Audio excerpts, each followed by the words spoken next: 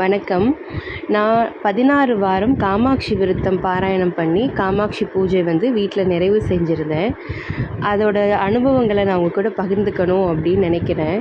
நான் 3 முறை 3 வருடங்கள் இந்த பூஜை நான் நிறைவு செஞ்சுருக்கேன்.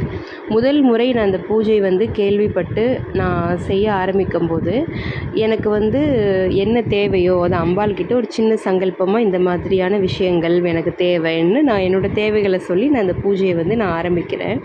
அம்பாள் அதை எனக்கு அந்த பூஜை நிறைவாகிறதுக்குள்ளேயே நிறைவு பண்ணி கொடுக்குறா. ரொம்ப சந்தோஷமாக இருந்தது. அடுத்த வருடம் இந்த பூஜை நான் ஆரம்பிக்கும்போது பொருள் வேண்டி செல்வம் வேண்டி நான் அவகிட்ட இந்த பூஜையை ஆரம்பிக்கலை. மன நிம்மதியும் சந்தோஷமும் நீ எனக்கு கொடு அப்படிங்கிறத முன் வச்சு தான் நான் இந்த பூஜையை ஆரம்பித்தேன். அந்த மன நிம்மதியும் சந்தோஷமும் எனக்கு என்ன தேவைன்னு அவளுக்கு தெரியும். அவளோட தரிசனம் தான் எனக்கான சந்தோஷம் அப்படிங்கிறதுனால நான் முதல் முறை காமாட்சி அம்மனை போய் நான் தரிசனம் பண்ணுறேன். ஏகாம்பரநாதர் கோவில் போயும் நான் அங்கே அம்பாளை தரிசனம் பண்ணிக்கிறேன்.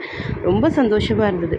3வது முறை அதை விட இன்னுமே மனசு பக்குவம் அடைஞ்சு, எனக்கு ஒரு நிம்மதியான வாழ்க்கை எனக்கு வேணும், வாழ்க்கையில் சந்தோஷம் மட்டும் எனக்கு வேணும், நிம்மதி வேணும், உன்னோட தரிசனம் வேணும், சக்தி பீடங்களுக்கு நான் பயணம் பண்ணணும் அப்படிங்கிறது சங்கல்பமாக எடுத்துக்கிட்டு நான் அம்பாள்கிட்ட இந்த பூஜையை நான் பண்ண ஆரம்பிக்கிறேன்.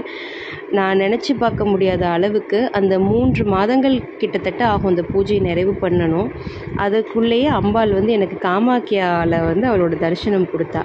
என்னோடய சங்கல்பமும் அதுதானே, அவளோட தரிசனம் எனக்கு வேணும், அதுவும் சக்தி பீடங்களில் வேணும் இல்லையா. என்னோடய பிரார்த்தனையை அவளை தரிசனம் பண்ணுறது தான். அப்படிங்கும்போது அதை எப்படி அம்பாள் நிறைவேற்றி கொடுக்காமல் இருப்பா.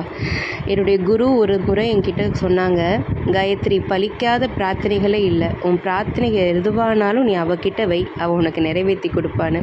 அது உண்மை இல்லையா? நன்றி.